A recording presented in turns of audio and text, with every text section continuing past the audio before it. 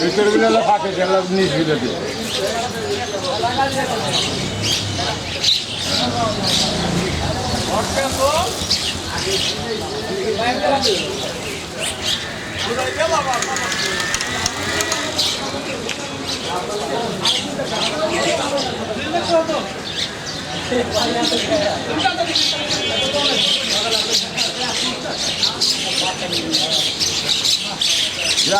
আরো দে